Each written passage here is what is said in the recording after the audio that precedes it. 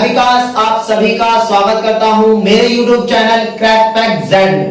आशा करता हूं कि आप सभी अच्छे और स्वस्थ होंगे। जैसे कि आप सभी जानते हैं कि हम समकालीन विश्व में राजनीति वाली पुस्तक पढ़ रहे थे और आज हम उसके एक नए अध्याय की शुरुआत करेंगे और उस अध्याय का नाम है समकालीन विश्व में दक्षिण एशिया। नया चैप्टर भी है, नई बातें भी होंगी, नई चीजें भी होंगी, बहुत कुछ जानने को जरूर मिलेगा। तो कैसे हम पहले चैप्टर के विषय को समझते हैं कि चैप्टर के विषय में आखिरकार है क्या, मतलब विषय में ये नाम रखा क्यों गया। तो देखते हैं जरा। समकालीन का तो हमें अर्थ पता ही है, आज का समय। विश्व का अर्थ है विश्व। दक्षिण का मतलब क्या है? मतलब क्या है? दक्षिण एशिया का मतलब क्या है? दक्षिण एशिया का मतलब है कि एशिया के दक्षिण में बसे राष्ट्रों के समूह को दक्षिण एशिया कहा जाता है। ठीक है, जिनमें भारत, पाकिस्तान, बांग्लादेश, नेपाल, श्रीलंका, मालदीव, भूटान, नेपाल, 1 2 3 4 5 6 7 8 आदि देश, नेपाल देश शामिल है। मतलब क्या हुआ? हमारे एशिया के दक्षिण में जो 8 देश बसे हुए हैं, भारत, पाकिस्तान, बांग्लादेश, नेपाल, श्रीलंका, मालदीव, भूटान। ठीक है, ये नेपाल 2 बार हो गया है, इसको हम करेक्ट करते हैं। भारत, पाकिस्तान, बांग्लादेश, श्रीलंका, मालदीव, भूटान, नेपाल और अफगानिस्तान। हाँ, अफगानिस्तान। ठीक है, तो ये सारे राष्ट्र मिलकर दक्षिण एशिया बनाते हैं। अब हमें दक्षिण एशिया तो समझ में आ गया। समकालीन दक्षिण एशिया ये मतलब हमें इस दक्षिण एशिया के अंदर जितने भी देश शामिल हैं, वे देश आज के समय में किस तरीके की राजनीति कर रहे हैं, किसके साथ कैसा संबंध बनाए हुए हैं, किसके साथ कैसा विवाद है, किस देश की क्या राजनीतिक व्यवस्था है। तो इस चैप्टर के अंदर हम इन सारे देशों के बारे में संक्षिप्त रूप से ही पढ़ेंगे, यानी कि बहुत बड़े स्तर पर पढ़ने लग जाए। हम छोटे छोटे स्तर पे पाकिस्तान की राजनीति, बांग्लादेश की, श्रीलंका की, मालदीव की, भूटान की, नेपाल की पढ़ेंगे, ताकि हमें यह पता चले कि हमारे आसपास के जो 8 पड़ोसी देश हैं, उन देशों के मध्य किस प्रकार की राजनीति चल रही है।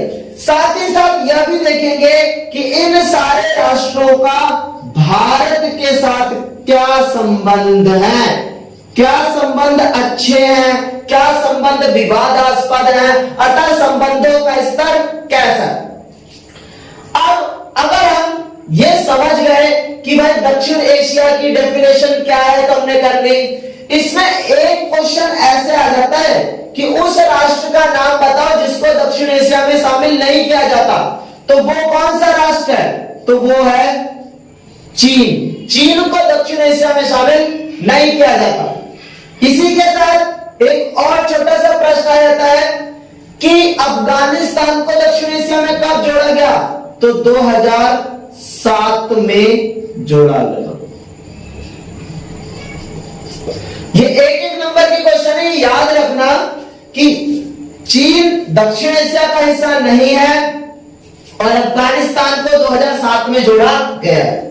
अब एक क्वेश्चन जो बहुत इंपॉर्टेंट है और इन सभी में से किसी एक के बारे में हमें वैसे भी पढ़ना ही है, तो हम सबसे पहले मालदीव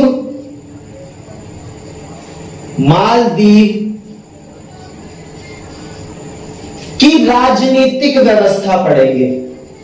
राजनीतिक व्यवस्था पढ़ेंगे कि मालदीव की राजनीतिक व्यवस्था क्या है। बहुत छोटा सही है, ज्यादा बड़ा नहीं है कि मालदीव की राजनीतिक व्यवस्था कुछ ज्यादा बड़ी हो। तो आप प्रश्न डाल सकते हो कि मालदीव की राजनीतिक व्यवस्था के बारे में बताइए। तो मालदीव की राजनीतिक व्यवस्था कैसे है?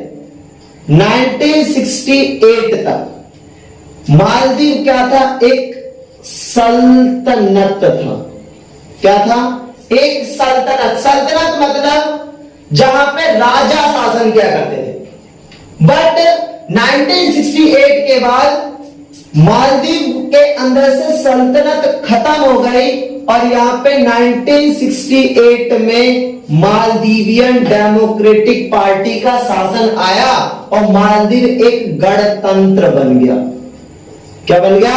मालदीव एक गणतंत्र बन गया और बहुत लंबे समय तक गणतंत्र ही रहा। कब तक? 2005 के जून तक मालदीव एक गणतंत्र ही बना रहा और 2005 के जून के बाद मालदीव लोकतंत्र बन गया। लोकतंत्र कैसे बन गया?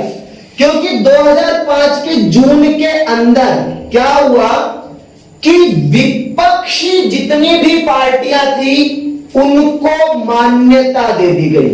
उनको मान्यता दे दी गई। किनको मान्यता दे दी गई? विपक्ष को मान्यता दे दी गई। अर्थात विपक्ष की जो पार्टियां हुआ करती थी उनको मान्यता मिल गई कि हाँ, आप सिर्फ नॉर्मल कोई संघ नहीं हो, आप अब विपक्षी पार्टी हो। अब जब भी कभी मालदीव में चुनाव होंगे तो विपक्ष की पार्टियां खड़ी होंगी, एमडीपी पार्टी खड़ी होगी और ये सारे आपस में क्या करेंगे? लड़ेंगे, चुनाव लड़ेंगे और किसी पार्टी को सत्ता प्राप्त होगी। इस तरीके से हमने यह समझा कि मालदीव की राजनीतिक व्यवस्था 1968 से शुरू होती है और 1968 के बाद 2005 के अंदर अंततः वहां लोकतंत्र आ जाता है। बट हम अगर इससे आगे चले तो मैं आपको थोड़ी सी जानकारी दूंगा। मतलब हम ज्यादा ब्रीफ नहीं पढ़ते, हम इतना पढ़ते हैं कि आप राजनीतिक व्यवस्था को समझ जाओ। मालदीव के अंदर दो तरह के दल हैं, ध्यान रखना, दो तरह के दल हैं।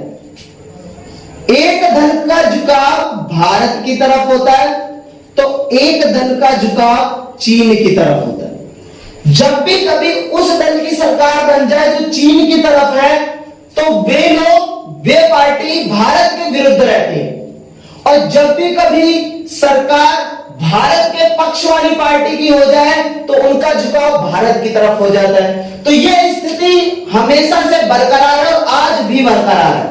रिसेंट टाइम पर मालदीव के अंदर जिस दल की सरकार है वो भारत के पक्ष का दल है, इसीलिए मालदीव और भारत के जो संबंध हैं वो आज बहुत अच्छे हैं और हाल फिलहाल में हमने मालदीव के साथ काफी सारे समझौते भी किए हैं जिससे जो संबंध है वो बहुत मजबूत और आगे बढ़ने जैसे प्रतीत होते हैं।